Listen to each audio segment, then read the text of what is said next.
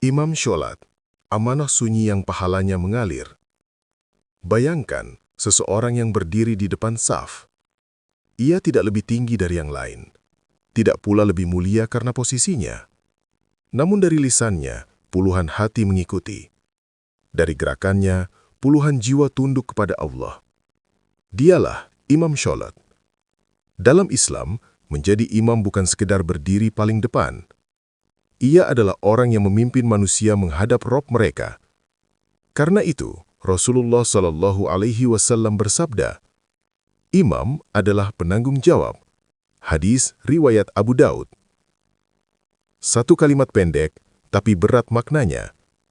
Penanggung jawab bacaan, penanggung jawab gerakan, penanggung jawab kekhusyuan. Selama ia memimpin sholat sesuai tuntunan, maka sholat jamaah di belakangnya sah, dan pahalanya mengalir pula kepadanya.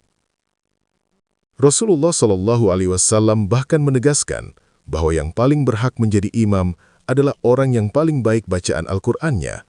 Hadis riwayat Muslim. Artinya, imam bukan dipilih karena suara semata, tetapi karena kedekatannya dengan kalam Allah. Ia berdiri di depan bukan untuk dilihat manusia, melainkan karena ia membawa firman Allah ke dalam sholat orang-orang di belakangnya. Dan disinilah keutamaan besar itu bermula. Rasulullah Shallallahu Alaihi Wasallam bersabda, barang siapa menunjukkan kepada kebaikan, maka ia mendapatkan pahala seperti orang yang melakukannya. Hadis riwayat Muslim.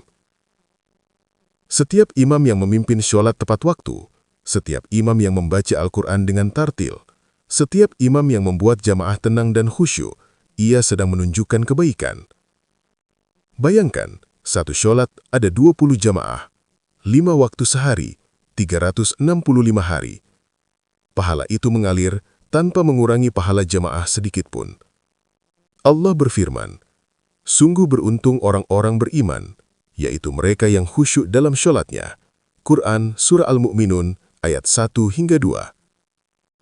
Dan ketahuilah, kekhusyuan makmum seringkali dimulai dari kekhusyuan imam.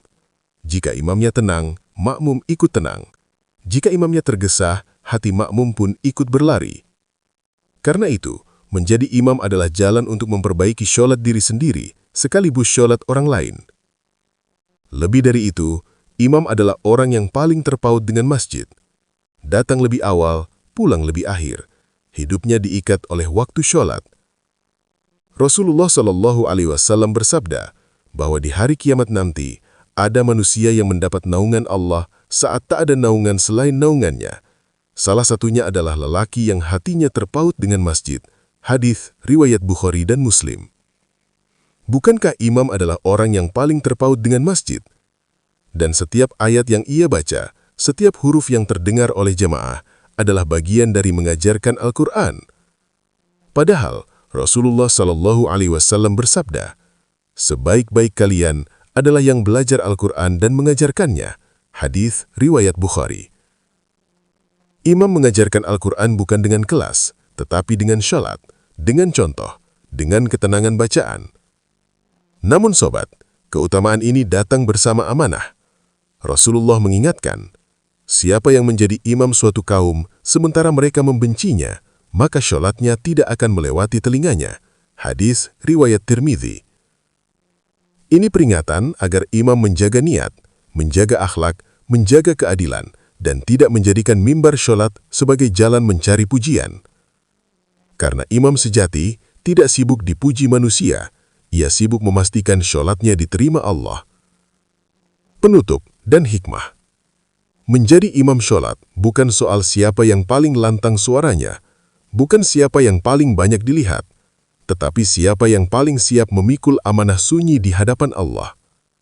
Jika engkau dipercaya menjadi imam, jangan merasa kecil, karena mungkin di balik sajadah itu, Allah sedang menyiapkan pahala yang mengalir sampai akhir hayatmu.